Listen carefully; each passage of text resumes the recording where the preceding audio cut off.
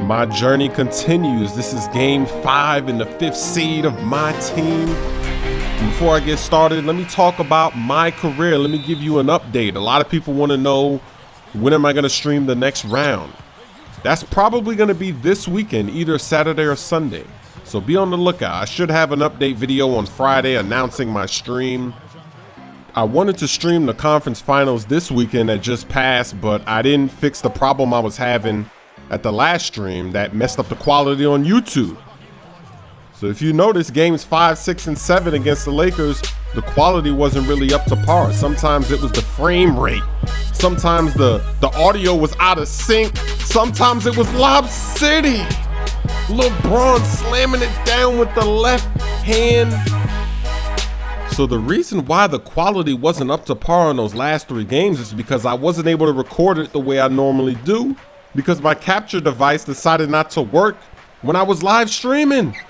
And look at that fade by Hakeem, and Wilt Chamberlain cleans up that mess. I've seen all the comments, people saying, come on, Smoove, the frame rate, out of sync, this and that. But I guess you didn't read the description.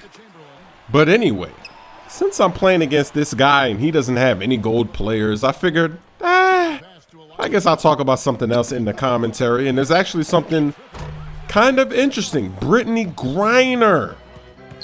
Do you know who that is? That's a women's NBA player. She's a rookie. She just had her debut game. And it's funny because her team lost. They lost. They got beasted and feasted on. They got blown out, but she dunked the ball twice in the women's NBA in one game. So that was the headline, and that was the story. And I have something that relates to that. But first, I want to talk about Brittney Griner. Her dunks are like Yao Ming's dunks. She has no vertical.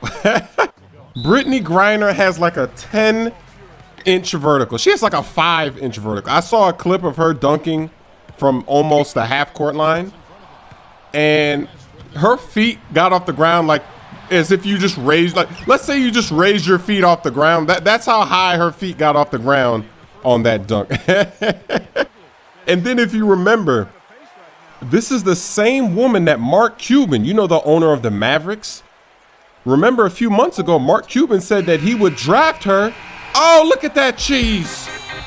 Look at that cheese, a 3 from behind the half-court line. I gotta go into replay mode. See, the first quarter I thought was mine. I thought I did a good job in the first quarter, and then look at that momentum shifter right there, that shot clock cheese. So watch how the momentum in this game changes. But let me get back to this. Remember, Mark Cuban was joking in the press, or maybe he wasn't joking. Who knows? Maybe he was just crying for attention. But he said that he would draft Brittney Griner, not in the first round, but in the second round of the NBA draft. He would draft her, and she would be the first woman player in the NBA. Remember, that stirred up a lot of controversy, and then people were discussing whether or not a woman could play in the NBA. And it's an interesting debate. I don't think they could play in the NBA. I don't think physically they could do it, because if you look at Brittney Griner, I mean, imagine her playing against the power forwards and the centers and the small forwards in the NBA. She would get beasted and feasted on. And the game is just not the same. And I'm not trying to say that in a sexist way, but, you know, I played basketball in middle school, high school, and if you play basketball in middle school and high school, you know that the women don't play anything like the men, because the women, they always play first. So it's the girls, the junior varsity, then the varsity, then it's the junior varsity boys, and then the varsity boys. And when you go from that switch to the first 2 hours or so where it's the women playing, and then you see the junior varsity boys play, the game is automatically, it's so much faster, so much more physical than even the varsity girls. It's like a totally different game. And I know that if you're in middle school or high school, you know exactly what I'm talking about if you've ever gone to one of those games or to a game at your school, your high school, your middle school, whatever. You know exactly what I'm talking about. It's not a sexist thing to say. It's just proof. That's just the proof. That's just reality. But the reason I even wanted to talk about this is because recently and look at that play right there. That was just beautiful passing. And then I finished with a lob, even though it was a layup. But recently, for the last like 3 or 4 months, I've been going to LA Fitness. Been playing basketball, been working out as well. And At my LA Fitness, there's actually a lot of girls that will play basketball. They'll be there in the gym playing basketball. They'll get picked. They'll play half-court game, full-court games. You know, they actually play. They're not just there for attention. They're actually playing basketball. And just recently, actually last week, I played with a girl. She was on my team, and I thought I would share this story because it was pretty funny. So it was time for me to go. Or not quite. I was at the end of my basketball session there at LA Fitness. I was playing for about an hour or two. Played a lot of full court games, but people, they went to go work out. People went home, so there weren't as many people left over. So with the remaining people, everyone just kind of spread out, and it was more of a half-court setting. And on my side of the court, we only had 5 players. We wanted to get a 3-on-3 or maybe even a 4-on-4. On the other side of the court, there were 3 players. So we did what anybody would do. We said, hey, y'all want to run a 3-on-3 or a 4-on-4? And 2 of the players were like, nah. I guess they were just there to shoot around. And then the other player was a girl. And she was like, okay, I'll play. Now, my first impression of this girl was that maybe she can play, because she kind of looked like she played basketball. I'll give a quick little physical description, not to get stereotypical or anything, but just because I know a lot of people in the comments are probably going to ask. So she was a white girl. She was about 5'7". She had blonde hair, and she just looked like she played basketball, like the kind of clothes she was wearing, her calf muscles. She wasn't overweight. She wasn't skinny. She was just kind of in the middle, but just the way that she walked and stuff, she just looked like she played basketball before. She actually ends up being on my team. So it's me and her and this other guy. So we're looking at the other team and we're like, who we're going to guard. So of course, you know, I guard like the tallest guy, or the guy that I think is going to be the most trouble. The other guy guards somebody else. And then the girl, she's left to guard this guy that only shoots, because I know this guy. I've been going there for weeks, and all that guy can do is shoot a 3. He can't do anything else. So I figured she's best to just stay on that guy. In our first game, we actually ended up losing pretty bad. The score was something like 16-6 or something like that. And whose fault was it? I don't really know if it was anybody's fault. It turned out that the guy that I was guarding, I thought that he was going to be doing stuff, and he didn't do anything. He was just kind of a decoy. And then there was this other guy. He kept taking the other guy on my team off the dribble to the rim for layups. So the girl on our team, she was the closest one. So what she was doing was trying to provide help defense in the lane, and then he'd kick it out to that guy. And remember, I said the guy that she was guarding, all he can do was shoot 3s.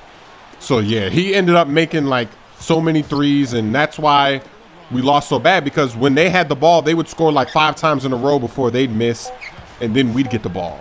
So we lost the first game. So we're like, all right, we're just going to run it back, see if we can get our revenge. And I switched the matchup. I guard the guy that was going to the rim every time in the first game.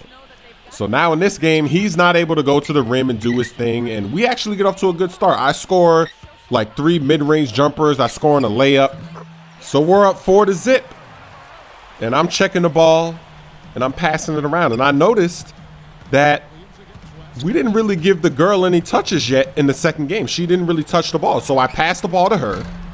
And this is where it just all happened. So on her first possession in the second game, she takes a few dribbles from the 3-point line, steps into mid-range, and she banks it. She banks it off the glass from mid-range like Tim Duncan. So now we have 5 points. So we check the ball up. I give the ball to her again. Guess what? She does the same move, banks it off the glass again. So then we check the ball, and she does that 2 more times. So now she scored 4 straight times in a row by banking it off the glass on the right side of the court, mid-range. So then on the 5th try, I'm like, is she on fire? I give it to her the 5th time, and then she takes her guy off the dribble and makes a left-handed layup in the paint. And she's right-handed, and she's doing all these moves. I couldn't believe it. So we kept giving her the ball, and she never missed. We won the game 16-0. I couldn't believe my eyes. She was dominating. She was cheesing. And the guy that was guarding her, his face was priceless. He was like, what am I supposed to do? It's a girl. Do I play physical? Do I try? He didn't know what to do. So we're like, all right, let's run it back. Because they won the first game, we won the second game, so this game is going to determine who's better. So in this third and final game of the series, we didn't win 16-0, but we still won big. We won like 16-7. And the girl was dominating. She was making the mid-range, off the glass, the bank shots. She was making the left-handed layups, the right-handed layups. She even made a couple of threes. She just came alive. She really did. And it was funny because in this third game, they didn't want to lose again. So they were playing physical. They were trying everything they could. We were setting screens for her. It was hilarious. And her face, this girl's face, she was just smiling. She was having a good time. And it was almost like she was shy in the first game. It was like in the first game, she didn't really know if she could play with us or what. But then after that first game, she just got in a comfort zone. She was doing all kind of moves that I didn't know that she was going to be able to do. And it was just funny. And I thought of this when I saw the news with Brittney Griner getting 2 dunks. And I was like, you know, I just recently played with a girl on the court. So I might as well tell this story. Here's another good game in my team. Jerry West with 16 points. He's all of a sudden, he's my best player. 2 games in a row, he's having an amazing impact on the game. So let me know what you think about girls playing with guys. Do you think there will ever be a woman player in the NBA one day? And let me know if you've ever played basketball with a girl and if she was able to do good or bad. You know, would you play physical? You know, what if you get a sexual harassment charge for tapping her booty or her chest? Splash.